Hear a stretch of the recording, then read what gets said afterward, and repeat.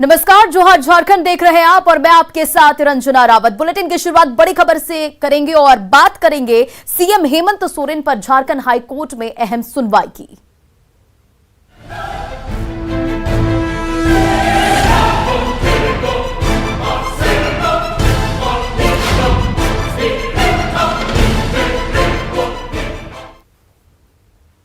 और मुख्यमंत्री हेमंत सोरेन पर सुनवाई पर इस वक्त की सबसे बड़ी खबर सामने आ रही है, जहां सुप्रीम कोर्ट पहुंच गया है शेल कंपनी माइनिंग लीज का मामला। तो ये बड़ी खबर आपको बता रहे हैं, जहां मुख्यमंत्री हेमंत सोरेन से जुड़ी हुई और सबसे बड़ी खबर, जहां सुप्रीम कोर्ट पहुंच गया शेल कंपनी माइनिंग लीज का मामला। याचिका के खिलाफ सुप्रीम कोर्ट में एसएलपी दायर किया गया है और सुप्रीम कोर्ट में खनन लीज शेल कंपनी पर कल सुनवाई होने वाली है, जिस पर सबकी नजरें टिकी होगी।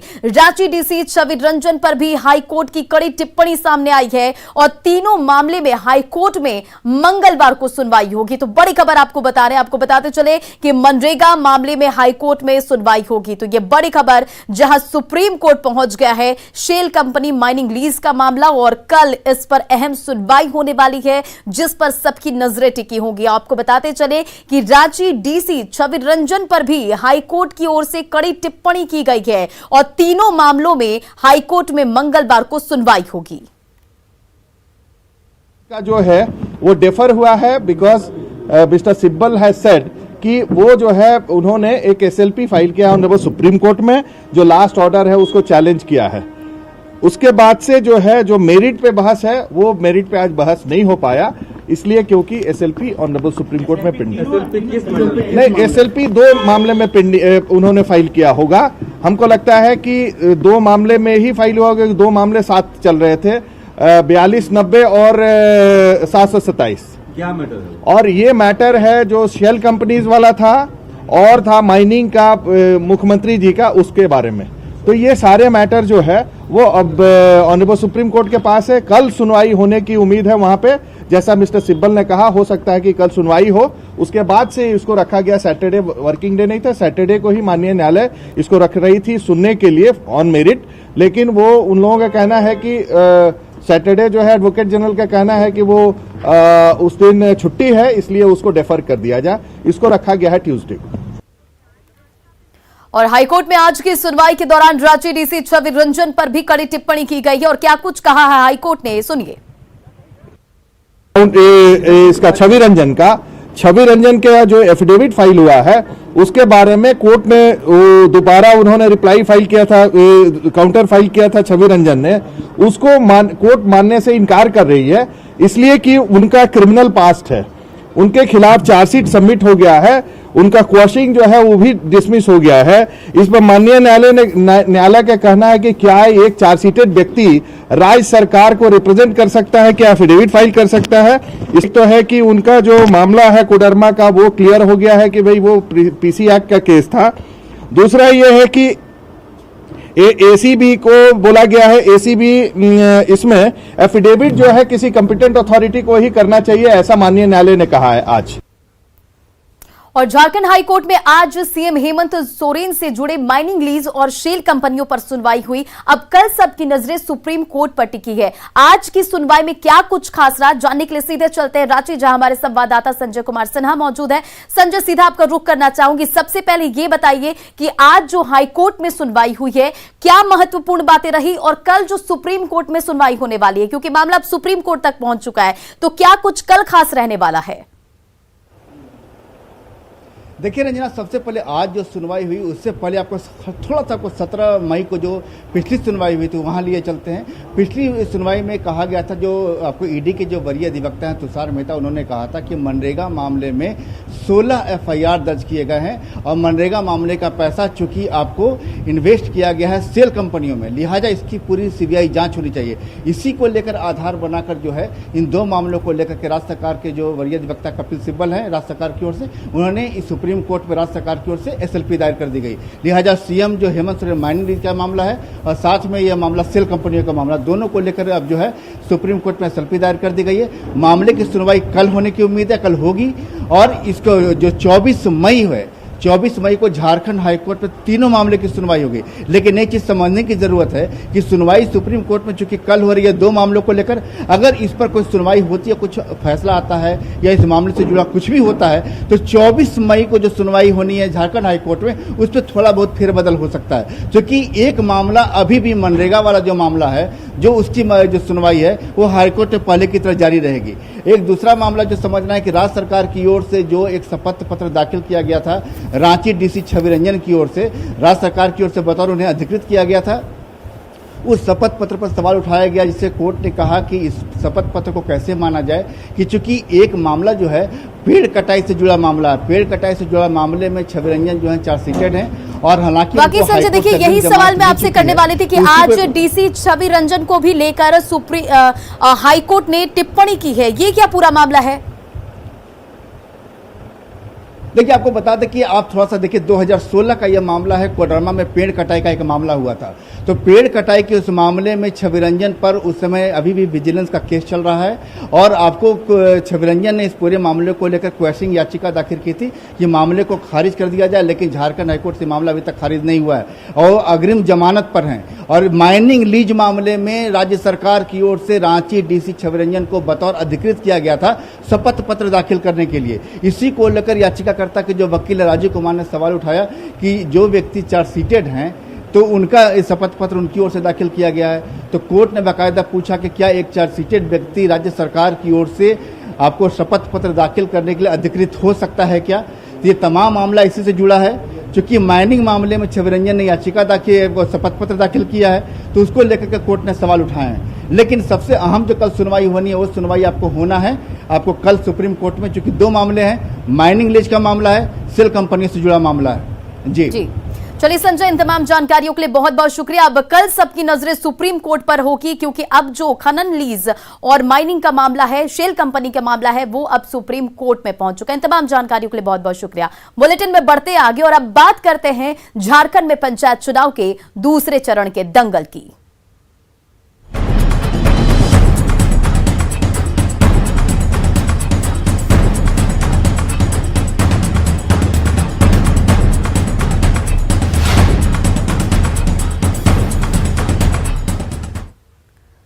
सिमडेगा के जिन इलाकों में कभी नक्सलियों की बुलेट चुनाव में गरजती थी, वहां आज चुनाव में बैलेट की ताकत दिख रही है और नक्सलियों के माद में लोकतंत्र की जयकार हो रही है। लोग नक्सलियों का खौफ भूलकर निर्भीक होकर मतदान कर रहे हैं और मतदान करने वालों में युवाओं के साथ ही महिला और बुजुर्ग वोटर भी दिख रहे हैं।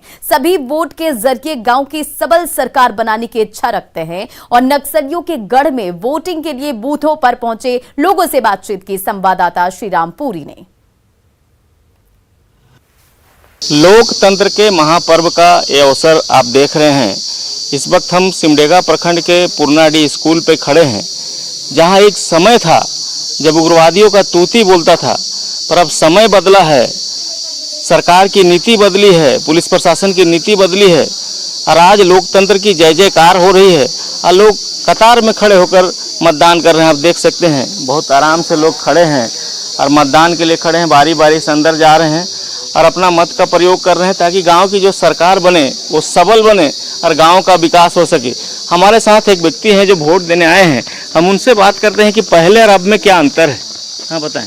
पहले दिक्कत होता था, पहले वोट देने में आदमी आनाकानी करता था, नहीं निकलता था वोट देने के लिए, हिचकिचाता था। लेकिन अभी ऐसा समय नहीं है, जो कि आप स्वतंत्र भाव के साथ दे रहा है वोट और किसी को निडर होकर के दे रहा है और किसी तरह का इसमें किसी तरह का कोई दिक्कत नहीं है।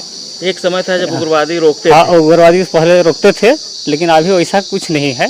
ये स्वतंत्र तरीका से दे रहा है वोट, अच्छा से दे रहा है। कि किस तरह से वोट दे रहे हैं और कोई भय है या नहीं है? कोनो भय न थे, शांति से वोट देती, कोई दिक्कत नहीं, कोनो दिक्कत न थे।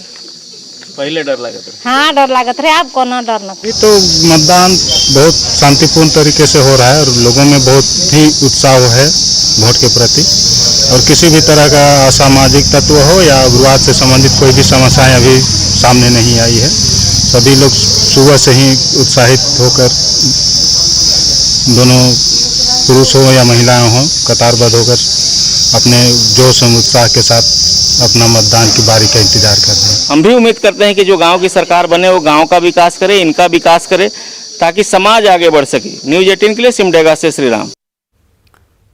नक्सलियों के गढ़ गुमला में भी पंचायत चुनाव के दूसरे दौर का मतदान जारी और जिले में मतदान के लिए 668 बूथों पर सुबह 7 बजे से ही वोटर जो है मतदान कर रहे हैं और केंद्रों पर आने लगे। मतदान केंद्रों को सुरक्षा की दृष्टि से भी संवेदनशील मानते हुए सुरक्षा के पुख्ता इंतजाम किए गए हैं, जिससे किसी तरह की अप्रिय घटना ना हो सके और सुबह से मतदान केंद्रों पर अपनी बारी का इंतजार करते हुए वोटर जो है वोट डालने को लेकर उत्साहित नजर आ रहे हैं। नक्सल प्रभावित मतदान केंद्रों पर वोटरों से बातचीत की हमारे सहयोगी रुपेश भगत ने। में दूसरे चरण को लेकर के त्रिस्तरीय पंचायत चुनाव सुबह 8 बजे से जारी है। अभी हम मौजूद है टोटो के राजकृत मध्य विद्यालय में। यहाँ पे आप देख सकते हैं सुबह 8 बजे से ही मतदाता कतारों में लग करके अपनी बारी का इंतजार कर रहे हैं। इस गांव की जो सरकार बनेगी उसमें अपनी भागीदारी सुनिश्चित कर रहे हैं। अभी हम यहाँ पे मौजूद हैं, हम इन लोगों से बात करना चाहेंगे कि किस प्रकार आज वोट देने के लिए आए हैं। आप छोड़ दीजिए इसको, बताइए। फिर मतदान, फिर जलपान, ठीक है जी। सुरक्षा का पूरा व्यवस्था है। ग्राम पंचायत छोटों का पंचायत लेवल का वोट है। ग्रामीण अपना विकास के लिए अपना वोट कर रहा है, किसी तरह का कोई दिक्कत नहीं है। कैसा उम्मीदवार जो विकास करे उसी को ना चाहेंगे हम लोग। प्रत्याशी अच्छा चाहते जो गांव का विकास करे, सबको लेके चले, गरीब अमीर सबको। और गांव का जो सड़क है, पानी का समस्या है, सबको पूरा करे। हम क्यों आए करने के लिए आए हैं, गांव का विकास करने के लिए आए हैं। क्या चाहते हैं?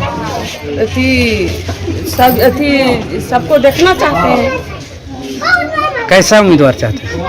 कैसा उम्मीदवार चाहते हैं? सब चीज की उम्मीद होना। देख सकते हैं हमारे पीछे जो मतदाता है उनका साफ साफ कहना है कि ऐसा उम्मीदवार चाहिए जो गांव का विकास करे, जो हमारा विकास करे, उनको ये चुनेंगे। और इसी को लेकर के मतदान चल रही है। रुपेश कुमार भगत, न्यूज 18 गुमला। पंचायत चुनाव के लिए दूसरे चरण का मतदान जारी है और पूर्वी सिंहभूम जिले के 3 प्रखंडों में मतदान केंद्रों पर मतदाताओं की भीड़ मतदान के लिए अपनी बारी का इंतजार करते हुए वोट कर रहे हैं। धालभूमगढ़ प्रखंड के मतदाताओं में मतदान को लेकर काफी उत्साह है। लोग सुबह से ही मतदान के लिए बूथों पर पहुंचने लगे और मतदान केंद्रों पर सुरक्षा को लेकर प्रशासन की तरफ से विशेष इंतजाम भी किए गए हैं, जिससे किसी भी तरह की अप्रिय घटना को घटित होने से रोका जा सके। इस बार लोगों में पंचायत चुनाव को लेकर खूब ज़्यादा ही उत्साह है। जो बाहर में लड़के पढ़ रहे हैं, बच्चियां पढ़ रही हैं, जॉब कर रहे हैं, सब कल अपना अपना स्थान पे आ गए हैं। अपने लोकल एरिया में आके अपना मतदान स्वयं करेंगे। इस बार उत्साह दिख रहा है कि पंचायत चुनाव में हम लोगों का, जनता का इतना जोश देख के जनप्रतिनिधि को खुशी हो रहा है कि हम लोग को बार बार इस तरह का काम करने का दोबारा मौका मिलेगा। त्रिस्तरीय पंचायत चुनाव के दूसरे चरण में गोड्डा के 3 प्रखंडों में वोट डाले जा रहे हैं और यहां भीषण गर्मी के बाद भी बूथों पर वोटरों की कतार दिख रही है। इसमें महिलाओं की संख्या काफी ज्यादा है और पहले चरण में छिटपुट घटनाओं से सबक लेते हुए प्रशासन ने बूथों पर जवानों की तैनाती बढ़ाई है। दोपहर 3 बजे तक चलने वाले मतदान में सुरक्षा के पुख्ता इंतजाम दिख रहे हैं। बूथ पर चुनाव प्रक्रिया का जायजा लिया संवाददाता गौरव झा ने। गोड्डा की अगर हम बात करें तो 3 प्रखंडों में ये मतदान चल रहा है और बढ़ चढ़ कर लोग इसमें हिस्सा ले रहे हैं। आप तस्वीरें देखिए कि किस तरीके से कड़कड़ाती धूप में भी महिलाएं मतदान केंद्र के बाहर कतारबद्ध तरीके से खड़े हैं और प्रशासनिक व्यवस्था जो है उसे भी दुरुस्त करने के लिए लगातार जो जिला प्रशासन है वो प्रयासरत है। पहले चरण में जब इस वक्त देखा गया था कि कई बूथों पर छीट-फूट हिंसक हुई थी, उसके बाद से जिला प्रशासन यहाँ सशक्त है। आप देखिए कि जो भी अतिरिक्त लोग हैं उसे साफ तौर से यहाँ केंद्र से बाहर करने का आदेश दे दिया जा चुका है, क्योंकि वरीय अधिकारी भी लगातार गश्ती में हैं कि कहीं भी किसी भी तरीके की चूक ना हो। क्योंकि पहले चरण के मतदान के दौरान देखा गया था कि जब कई बूथों पर सिर्फ एक चौकीदार के भरोसे छोड़ दिया गया था, तो वहीं दूसरे अगर हम चरण की बात करें तो गोड्डा के तीनों ही प्रखंडों में कड़ी चाक चौबंद व्यवस्था के साथ जो है प्रशासनिक व्यवस्था दुरुस्त कर दी जा चुकी है और आज दोपहर के 3 बजे तक मतदान चलना है, जिसे लेकर लगातार जो है पुलिस के जवान हैं, SSB के जवान हैं, सभी को यहाँ पर निर्देशित कर दिया गया है कि किसी भी तरीके की चूक केंद्रों पर ना हो, इसको लेकर तैनाती जो है वो बढ़ा दी गई है। हमारे साथ यहाँ इंस्पेक्टर सर हैं, हम इनसे बातचीत कर लेते हैं कि किस तरीके से चाक चौबंद व्यवस्था सर की गई है और क्या कुछ व्यवस्था की गई है। व्यवस्था पूरा टाइट है, हम लोग गश्त कर रहे हैं एसएसबी के साथ में, जहाँ भी अव्यवस्था है उसको सुधार दिया जाएगा, उसको लगाया जाएगा थाने में। क्योंकि पहले बार जिस तरीके से देखा गया था, पहले चरण में कुछ चौकीदार के भरोसे ही बूथों को छोड़ दिया। वो अब यहाँ व्यवस्था नहीं, अब टाइट है एकदम, बिल्कुल टाइट है। जी, स्पष्ट रूप से इनका कहना है कि इस बार व्यवस्था दुरुस्त कर दी जा चुकी है और पहले चरण की जो चूक है वो प्रशासन यहाँ पर नहीं करना चाहती है। गौरव झा, न्यूज़ 18, गोड्डा। जामताड़ा में पंचायत चुनाव के द्वितीय चरण के मतदान की प्रक्रिया शांतिपूर्ण तरीके से जारी और दूसरे चरण में नारायणपुर, करमाटान, फतेहपुर प्रखंड अंतर्गत कुल 738 मतदान केंद्रों पर मतदाता अपने मतों का उपयोग कर रहे हैं। मतदान के लिए सुबह से ही लोग बूथों पर कतार में दिख रहे हैं। लोगों में मतदान को लेकर काफी उत्साह भी नजर आ रहा है और शांतिपूर्ण और निष्पक्ष तरीके से मतदान संपन्न कराने को लेकर बूथों पर सुरक्षा बलों की तैनाती की गई है और इसका जायजा लिया हमारे सहयोगी सुमन भट्टाचार्य ने। जामताड़ा के 3 प्रखंडों में द्वितीय चरण के तहत पंचायत चुनाव का मतदान शुरू हो चुका है। सुबह 7 बजे से शाम 3 बजे तक यहाँ वोटिंग होनी है। सुबह 7 बजते ही जो है मतदान प्रारंभ हो चुका है। इस वक्त हम मौजूद है जामताड़ा जिले के फतेहपुर +2 उच्च विद्यालय परिसर में। आप मेरे पीछे देख सकते हैं, यहाँ मतदान के लिए सुबह से ही लोग पहुंचे हुए हैं और मतदान को लेकर लोगों में काफी उत्साह भी देखा जा रहा है। आइए हम अब कतार में खड़े कुछ लोगों और वोटिंग कर चुके कुछ लोगों से भी बात करेंगे और जानेंगे कि मतदान को लेकर कैसा उत्साह है। आज आप मतदान किए, कैसा लग रहा है? बहुत अच्छा लगा। कैसा प्रत्याशी का चुनाव करेंगे इस बार? जो सुयोग्य प्रत्याशी है उसी का चुनाव करेंगे। मोटा मोटी आधा घंटा से। कैसा उत्साह है मतदान को लेकर? उत्साह, मतदान का तो उत्साह देने का बहुत है। कैसा प्रत्याशी का चुनाव करेंगे इस बार? जो यहाँ के विकास के लिए जागरूक है और जन कल्याण के आगे आया है, उसी ऐसे प्रत्याशी चुनना चाहते हैं। पहली बार मतदान कर रहे हैं? हाँ, ये मेरा फर्स्ट वोट है। कैसा फील कर रहे हैं? बहुत अच्छा लग रहा है। कितना एक्साइटेड है? बहुत ज्यादा, इसीलिए सुबह ही आ गए हैं। तो आप पहली बार वोटिंग कर रहे हैं, इस बार कैसा प्रत्याशी जो चुनाव करने का इरादा है? मेरे अकॉर्डिंग तो जो सबसे सही रहेगा वही। लोगों से भी बात की जो लाइन में लगे हुए हैं और जिन्होंने मताधिकार का प्रयोग किया है, लोग अब मताधिकार को लेकर काफी जागरूक है। लोगों का कहना है कि ऐसे प्रत्याशी का ही चुनाव किया जाएगा। सुमन भट्टाचार्य, न्यूज़ 18, जामताड़ा। उधर बोकारो में पंचायत चुनाव को धन बल के जरिए प्रभावित करने के आरोप लग रहे हैं। जारीडीह प्रखंड के टांड मोहनपुर पंचायत समिति पद के प्रत्याशी सीता देवी के पति रोहित कुमार पर वोटरों को पैसे देने का आरोप लगा है। पैसे देने का वीडियो भी वायरल हो रहा है, जिसमें प्रोजेक्ट गर्ल हाई स्कूल जैना मोड़ के बूथ के बाहर वे वोटर को पैसा देते हैं और वीडियो सामने आने के बाद मतदान केंद्र पर लोगों ने बवाल करना शुरू कर दिया। जानकारी मिलने पर मौके पर पुलिस की टीम भी पहुंची और लोगों को शांत कराया। वहीं बोकारो डीसी ने कहा कि वायरल वीडियो की जांच का बेरमो एसडीओ को निर्देश दिया गया है और वीडियो सही पाए जाने पर कड़ी कार्रवाई होगी।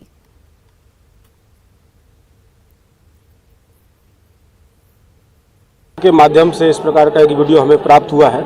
संबंधित अनुमंडल पदाधिकारी को सख्त निर्देश दिया है कि इस वीडियो तक सत्यता की जांच करें और आवश्यक इस पर कानूनी कार्रवाई करें और अगर इसकी सत्यता साबित होती है तो संबंधित प्रत्याशी और अन्य सभी जनों पर विधि सम्मत कार्रवाई की जाएगी।